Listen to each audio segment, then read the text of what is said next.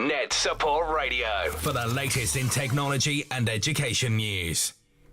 Hi and welcome to NetSupport Radio. It's Kingsley here from NetSupport, and I'm really pleased to have Mark Anderson here, the ICT Evangelist. Welcome, Mark. Hi. It's good to have you on board. We've got quite a few topics to talk about from an edtech perspective, but probably a good starting point is a little bit of an introduction about you. So, Mark, give us a quick summary of what you're all about at the moment and the kind of roles you offer. Yes, so not a teacher anymore, but a teacher for say more than 20 years. But the work that I was doing as a teacher, middle leader, senior leader over the years sort of led me to a point where I was being asked to go out and share and support effective ways to teach and to use technology to learn in the classroom, and that's what I do now. I go out and work with schools, I work with school leaders, I run training sessions in schools, INSET, I support them around their use of technology to support enhanced teaching and learning. And through my blog and other things, I'm seen. Well, I still find it quite strange, but I'm seen as somebody who's sort of a thought leader in this kind of arena, and that also leads to me being asked to speak at events and conferences. And so that takes me, and the work with schools as well, takes me literally all over the world. So I'd say in the past 12 months, you'll have seen me in Hong Kong, to Dubai, to Bridgend, Absolutely. all over the place. We have seen you all over the place, and obviously we have quite a close relationship, and at NetSupport we've utilised some of your experience on different topics to get involved. And one of the things that's always interesting is we obviously develop technology to facilitate, but it's ultimately all about the educator and using best practice and ideas to get the most out of it. And we were talking earlier about some different topics, like the research by Hattie. Mm-hmm. I wonder whether you could just perhaps expand on some of those thoughts in terms of that kind of the priorities that have the most impact from a teaching perspective. Yeah, I mean, there are loads of things that we can do as teachers to have an impact on how learners learn in the classroom, but the best ways really are ones which are informed by some kind of evidence. We can often think that something might be really good or really powerful. Like seeing children really engage in a topic or a project could be thought as being something really good, but actually engagement in and of itself is actually a poor proxy for learning. It's about thinking about all those things around that. Engagement can come from a really enthusiastic teacher who's really knowledgeable about a subject and really bring that to life for the learner. That's not anything which is bad, that's a really positive thing. But engagement because they're doing something which is fun. If you think about some of the VR and AR stuff that we've talked about Absolutely, in the past, it's absolutely fantastic, some of the stuff that you can do, but if it's not being linked back to what the children are supposed to be learning, if it's just there for fun value, then again, I talk about that devalues not just you as a teacher, but it devalues your classroom, your subject, all the stuff you do, and if you're using technology, it'll devalue the technology that you're using as well.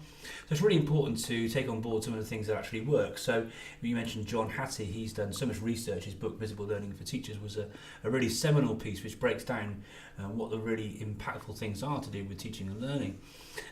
Another group of people and the learning scientists and cognitive psychologists, they've been doing research into areas which have again a big impact on teaching and learning, and in taking on board these strategies from retrieval practice to dual coding to interleaving to concrete examples. There are lots of ways in which you can use very, very simple technology to actually reinforce those strategies and those things. So take for example dual coding, sketchnoting is a really great way of being able to use some simple technology with just a stylus and the technology you've got in front of you to sort of sketch things out, for example.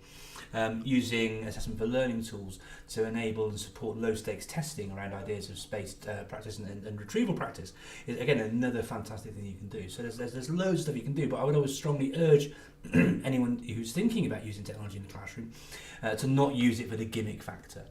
It's really important that you think carefully, and I know that everyone will want to get a learning return from their investment in technology, but if it's Michael Fullan who said, technology is great, but pedagogy should be the driver.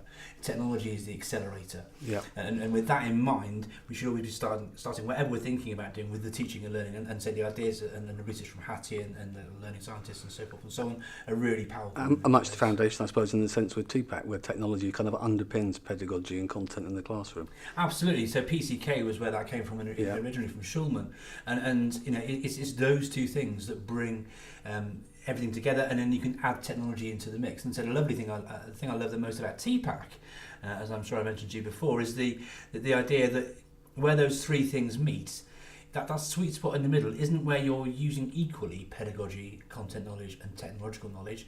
It's about knowing when it's right to or not to use technology. So it's not about being like, gung-ho, super tech, all the rest of it, And you might think that with my handle being like ICT Evangelist, but a healthy dose of skepticism, trying things out, play and practice, remembering that every day's a learning day, things aren't always going to work. But having that approach which is underpinned by all the training you've gone through, both on your degree subject, on your postgrad stuff to become a teacher, your pedagogical knowledge, your content knowledge, all that stuff coming together, and then bringing in that technological knowledge that can. And that philosophy ties in a little bit with the topic we've discussed before in terms of SAMR, and about your view that it's not necessarily a race to the top in terms of you have to do all of it in order to be a tick in the box. That's absolutely right, Al. If you think about SAMR, people think, oh crikey, I'm at substitution level. I need to be thinking about how I can squeeze more out of what I'm using to do that. Well, actually, you don't have to.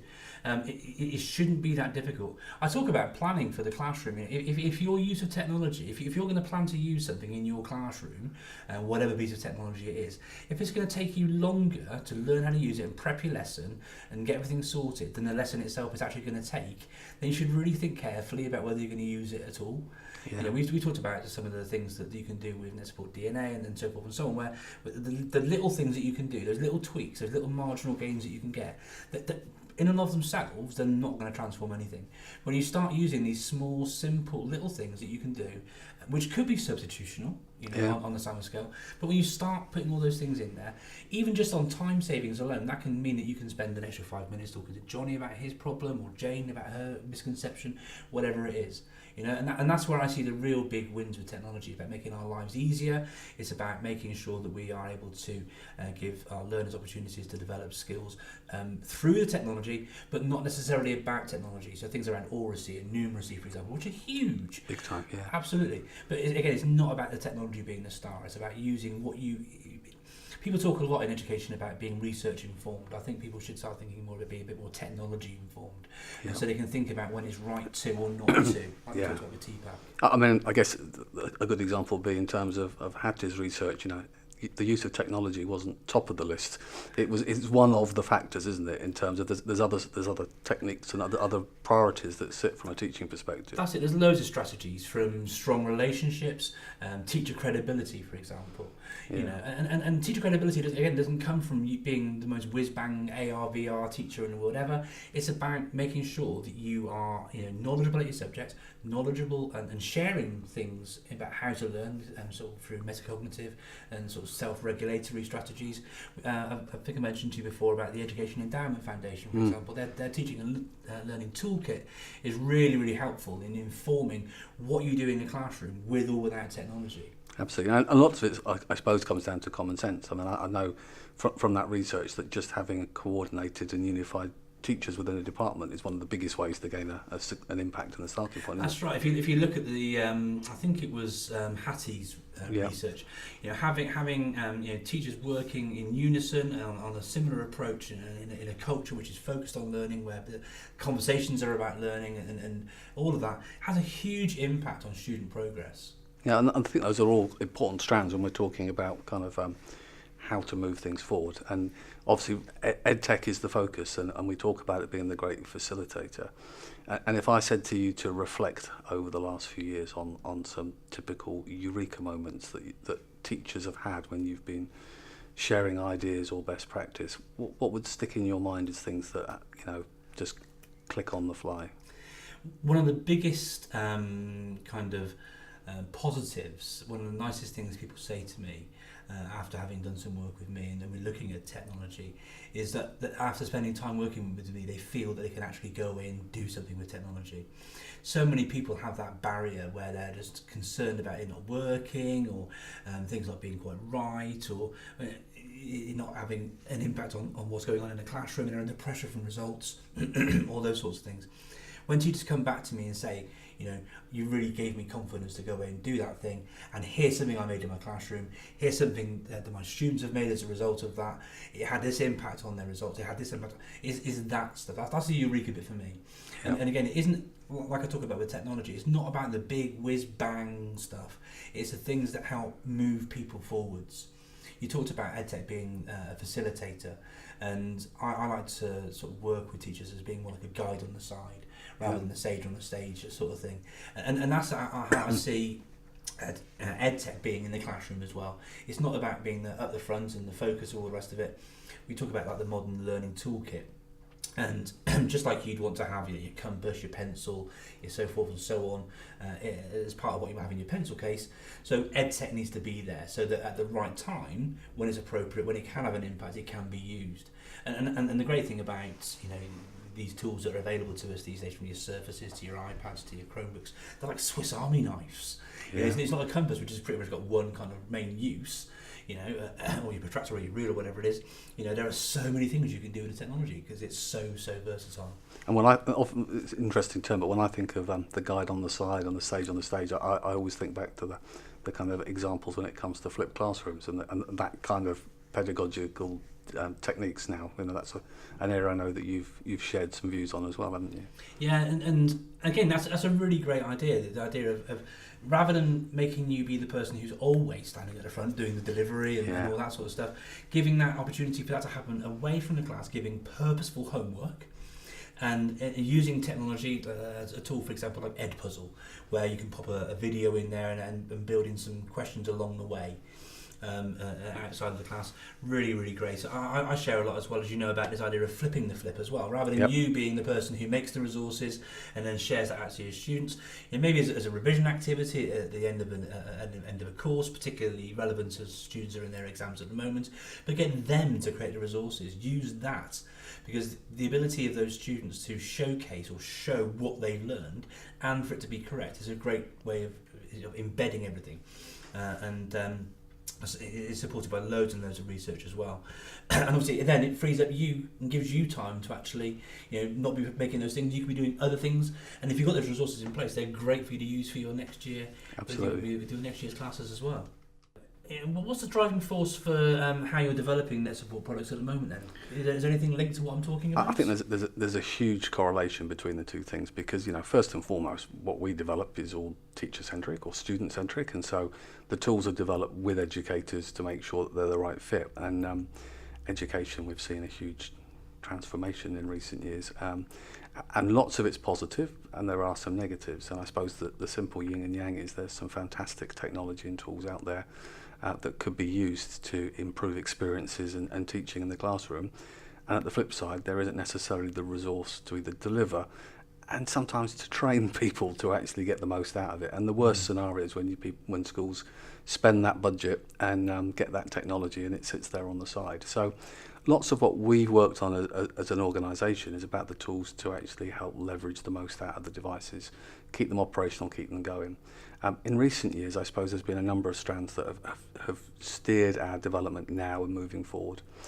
So one is about being device agnostic, about making sure that our technology is transferable across platforms, because teachers often are fluid. They may have their own MacBook or laptop that they move around, but in different settings and scenarios they're going to be dealing with different devices. And I think that consistency is one important development. The second is a topic we've talked about in the past, which is about moving our tools from being about management of students and resources in the classroom to actually being able to support assessment and testing, and developing all the time greater tools that will allow that kind of flexibility. One area that we've done quite a lot of work on is gamifying that process of assessment, trying to encourage reluctant learners, but also to try and make that process much easier. And often time is this factor that really affects teachers. It's all about preparation. So if I say to you, tomorrow I want to do an assessment with the children about some history subjects, you could either spend this evening putting together some questions and plugging it into your testing software, or you could take an approach where you verbally ask questions. Children respond in an electronic sense, and because you're verbally asking the questions, if you perhaps do some questions where you're bouncing it around the class. You know, you ask little Billy a question, you bounce it to Fred, and Fred needs a bit more scaffolding and a bit more support, so you can vary that, and then you can do the peer assessment and so on. So we're working hard in terms of developing some of those assessment tools, but in parallel, because one of the topics we often get in discussions with schools is, you know, how do we get SLT on board? How do we get buy-in to actually get these tools? They don't necessarily understand all of the benefits. Mm-hmm. And that is a challenge because, you know, money's tight in most settings. And so the kind of the flip of that process is about providing the evidence of impact, the evidence of use, how frequently the technology is used, you know, what it's been done for, keeping the journals and the recorded output to evidence it, so that when schools are looking at delivering new technology, they're able to evidence they're getting the most from the existing product, that key ROI. And I think that's never been more important because, you know, it's something I know it's close to your heart and Steve Banbury, a lot of topics about VR and AR, and that comes at a price, although, you know, actually when it comes to AR, potentially you can utilise the tablets you've already got, so it's not as expensive as it might be perceived. But we want to try and find ways that make sure that hard-earned kit gets the most value from it. Mm-hmm. You know, and I know you have your periodic table of apps, which is fantastically popular. If you could pick a couple, what would you pick? On the AR and VR. I'm putting you on the spot there, yeah. Yeah. So I really love the Figment app. I mean, I've talked about before. You can put portals into augmented reality space. The best way I can describe it is if you think about The Lion, the Witch, and the Wardrobe. Yeah. You walk into the wardrobe and you're in Narnia. Okay, so with Figment, you can put a portal, a doorway, and you can, if using your tablet, you can walk through that portal. Yeah. And before you do all that stuff, you can drop in a 360-degree image. Yep. That you've either sort of made yourself through stitching or through using a 360 camera, and you can drop that in there. Now that's really, really amazing for all sorts of projects around oracy, around sort of trips, I don't know, for geography, history, so forth and so on. So that's a really fantastic app. If you want to find out more about that, there's a blog post about that one on my website. Another one that I think is really, really great on there is Google Expeditions. Yeah. This was an app which came out when there weren't really many AR apps around. And to be fair, it's not like AR or VR like you would normally have it. It's more the sort of app whereby it's using 360 photos again. Yeah. But by using this again, relatively simple technology, and again, it's free whether you're an Android school, whether you're an iPad school, whatever it is you've got access to tablet-wise. You know, this is a free tool that you can use to take your learners to anywhere, literally, in the world, to take them on a virtual trip, and that's fantastic. You know, imagine if you're a teacher and you're required to take your learners on a trip somewhere as part of the syllabus or the rest of it. Let's say that it's in another country, you can't actually take them. The cost of that trip is prohibitive, or they're too young, they're not allowed to, you know, for whatever reason, to go to that place. It's just absolutely fantastic. And Ruben Puente-Jura talks about the SAMA model, and he talks about the modification and redefinition levels as levels where you're using technology to do things that wouldn't be possible without the technology. You know, and that really, the whole VR AR thing can really have a huge impact and on that sort of stuff when it comes to thinking about what you can do well in the classroom. It's also an important topic because it's something close to my heart, and I think it's close to most educators' hearts, that one of the measures of a successful education and pathway for a child is about the breadth of experiences and their ability to, you know, engage and see those things. And I think there's so much potential with VR and AR to give children a much broader and more engaging learning experience where it's appropriate. That's it. I mean, if you talk about the more immersive kind of experiences, like you talked about my friend Steve Banbury before. Yeah. Google creates a VR app called Tilt Brush. Now, Tilt Brush enables you using your paddles, and you can't do this on a tablet, and this is a proper sort of full-on immersive VR experience using your HTC Vive or whatever it is that you've got. And so you have your paddles in your hand, and in your virtual reality space, you can craft and create something and sculpt it in virtual reality using the tools that are there, from an airbrush to sort of putty to all sorts of stuff. And so he used that with A-level art students to give them an opportunity to do that. And so if you check out his website, virtualiteach.com, there's some stuff on there about that experiment. But again, this gives you the opportunity to do things that enable you to sort of trial, practice, and mock up and do things, you know, much more easily again than you would with actually doing it for real in a kiln or in the classroom or wherever else it is. And it gives those learners, again, those opportunities that wouldn't be easily possible if it wasn't for that technology. And there's some fantastic ones that I know that we've both shared in terms of things like the Augmentify apps that absolutely. At primary years can be about that kind of seeing and reading about insects and having them come to life on the page. And then at a slightly older age level, there's all the solar system and other resources. And then that's another low cost but immersive way of getting children involved, isn't it? Yeah, and even at a younger age, there's an app called Quiver. And with Quiver, you can print out colouring in sheets. And you can colour the sheets in however you want them, and then when you scan the sheet with your device afterwards, the thing, whatever it is you're looking at, comes to life, coloured in the way that you've coloured it in.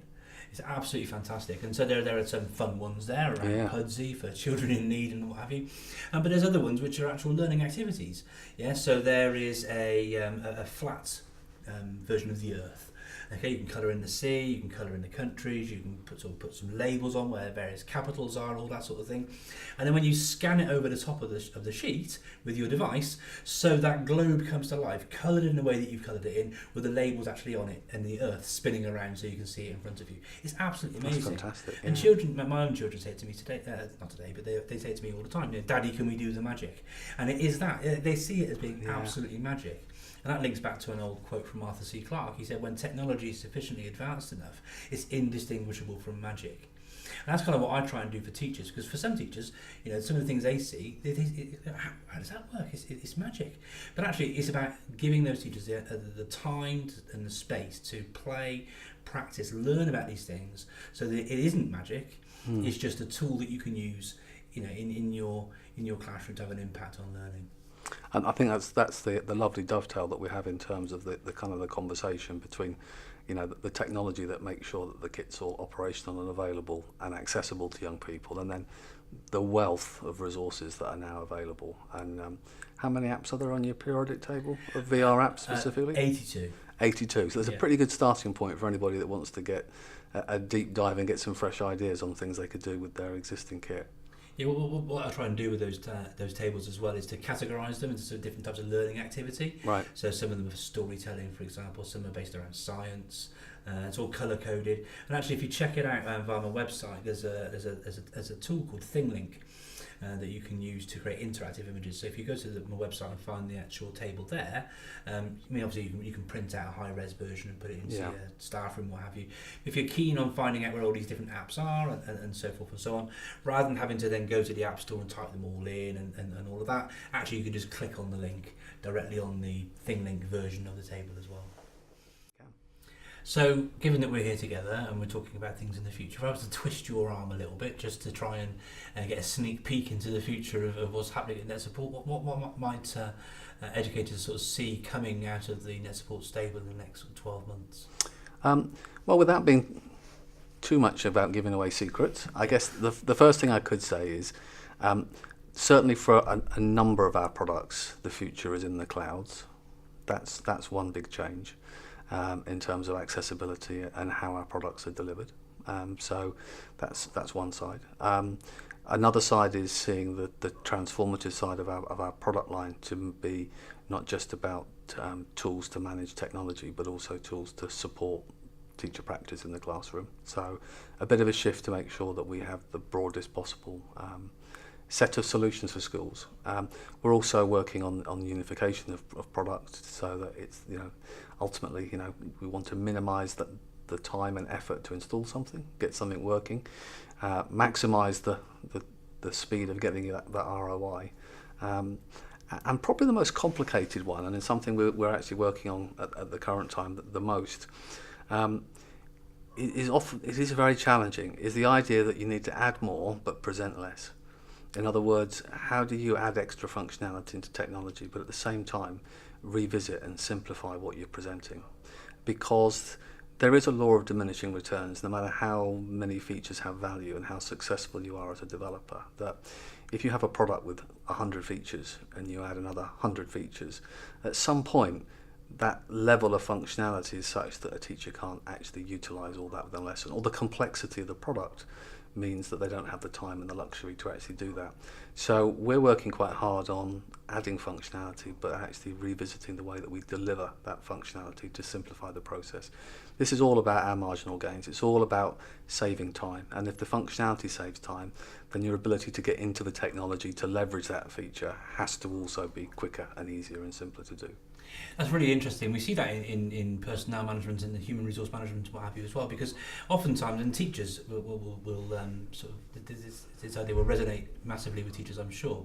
But teachers are being asked to do more and more and more all the time. But the thing is, time is actually finite. Absolutely. And yeah. you can't do absolutely everything. And so if you're going to ask somebody to do something more, you need to be thinking, well, if I'm going to ask them to do more in that way, what am I going to take away to facilitate that? Yeah. And so, and it's the same sort of thing as you're talking about there. Yes, you want to put more functionality in, but what actually is then going to have to be removed or tweaked around, and how is that user experience and the user interface going to reflect to make that work and all of that? Absolutely. Like a simple example, we can talk about all these fantastic apps and resources that can be available, but if our platform can allow a teacher to click on a single link and open everything on all the students' machines instantly, ready to go, ready for learning, ready for engagement, that may not be a showcase feature in the broader sense, but there's maybe 30 seconds you've saved in a lesson where kids are getting sorted and established. So now we can build on that and provide the extra bits. So if we can close down quickly, we can remotely log out all the machines at the end of the lesson, we can do those bits, we can, and I think this is the point where you get to a critical mass, and it's all about really just focusing on the little things that really affect teacher time. So there's a little bit about that conversation, but what's happening in your world at the moment, Mark? I know you've got one book out, but I understand you're working on a new book. Yeah, so I'm busy with all my sort of usual work, working with schools and sort of sharing things on my blog and all the rest of it, but it's been long enough. I've been wanting to get my second book out there for some time, so I've been working on that recently. Title currently stands at Are We Nearly There Yet? But I'm looking at supporting teachers and school leaders. So it's going to be a book which explores how teachers in the classroom can make the most of technology to support the work they're doing, and not just in the classroom. You can help them develop with their own professional development, their own practice, how they can make things work, and then flipping that over for school leaders so you can do that sort of thing at scale. And some of the things that the school leaders might want to be thinking about in terms of how they market their school, how they can share things more widely, share the great things that are going on in their school, and sort of covering all those aspects. So I'm really, really excited. It's coming along really nicely. Excellent. So it should be out within the next few months, which will be available on Crown House Publishing. Fantastic. And apart from the book, what else have you got planned on upcoming events? Anything exciting to... I've taken some lovely bookings recently. Got one coming up in November in Dubai, and did some great work in June with the Girls' Day School Trust. Got a big conference for the GDST schools there. Really excited about that. And just the usual sort of thing. Just if you want to find out more about what I'm doing and where I'm at and all that, you can easily find out that sort of thing either through my website, ictevangelist.com, or via my Twitter, which... it's at ICT Evangelist. I know you've got a few followers on there, so that'll... one or two. Yeah, absolutely. Brilliant. Well, look, I really appreciate having your time, and good to have a chat as always. Brilliant stuff. Thank you ever so much, Al. Cheers. You are listening to the one and